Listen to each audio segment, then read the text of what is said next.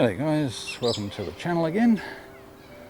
Today we're up in Spearwood. Not often we come up this way, but we're here to check out a place called Manning Park. Now there is a little museum up here apparently, but unfortunately that's only open on Sundays. It's not Sunday today. But we're just going to have a wander around, have a look at the park. Fairly large open space with a lake, and there's a lookout up the hill behind me. Toilets here, looks like there's a playground facilities and barbecues and whatnot. Then we'll just take a look around, see what we can find, see what the wildlife's like, and have a general look at the park itself. Well, despite the fact that we're old codgers and very unfit, we made it to the top. Quite a few steps coming up there, but they've got about 4 rest points on the way up. Only the bottom one is shaded. A little bit warm in the sun, but once you get at the top here there's a nice breeze blowing at the moment, and if you come up in the right weather it's quite a pleasant walk. Just took it easy coming up, and we've got to go back down and we'll investigate the lake and see what's around there.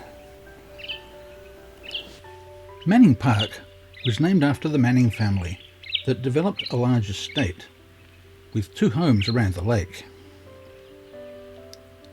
The family's main home was in Fremantle, and the property at the lake was run as a farm. The Aboriginal name for the lake was Gilgi, after a type of freshwater crayfish that could be caught in the lake. One story states that Manning changed the name to Devil's Lake due to a local Aboriginal legend about a bad spirit that lived beneath the surface of the water. The Aboriginal people then began pronouncing the name Davolac. There is another suggestion that Davolac came from an earlier settler named Davy, when the area was known as Davy Swamp, and was perhaps a shortening of the name Davy's Lake. The estate first came into the Manning family when it was purchased by businessman Henry Manning in the 1840s. Henry never actually set foot in Western Australia, but sent his younger brother Charles to manage the family assets in WA. Charles built a large house on the corner of Pakenham and Short Streets in Fremantle. The house was somewhat extravagant for its time, and was quickly christened by the locals Manning's Folly. J.W. Davy initially owned the land around the lake, but when he died in 1852, the land was then taken up by Charles. A 10-room house was constructed at the north end of the lake, but from what we can gather, this house burned down in the 1860s. In 1866, a new house with 14 rooms was built at the south end of the lake. Charles died in 1869, and the property was then put in trust to his eldest son Henry, not to be confused with Henry who stayed in England, and under the direction of Charles's wife Matilda. Matilda put the property up for sale, and in stepped Henry in England again when he purchased the property outright. Another member of the family, Lucius, arrived in Fremantle in 1857, and on his death, Henry, the one in England, left the estate to Lucius. When Lucius died in 1888, he left the property in trust to his wife Florence and to their children. The oldest boy, Alfred, then took over the business. Florence remarried to Charles Strode Hall in 1897, and the couple went overseas to pursue business interests.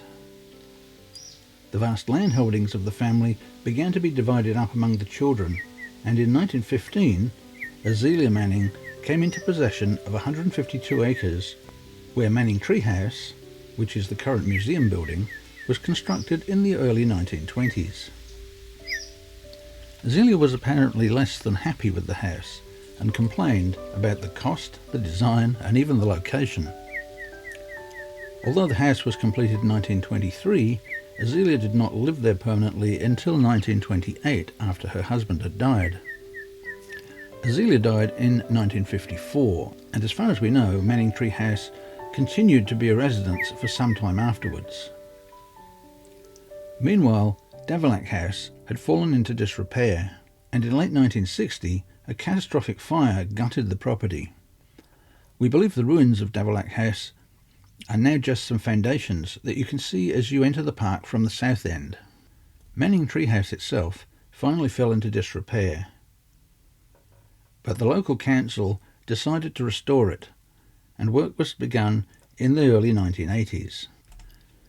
Today, the park is a great place to visit. Have a walk, or a picnic, have a barbecue, or just watch the local bird life. Facilities at the park include toilets, barbecues, shelters, seats, tables, and a really nice children's playground. Dogs are allowed at the park, but please ensure they're kept under control and don't interfere with the local bird life. It's especially important to keep your dogs on a leash during nesting season.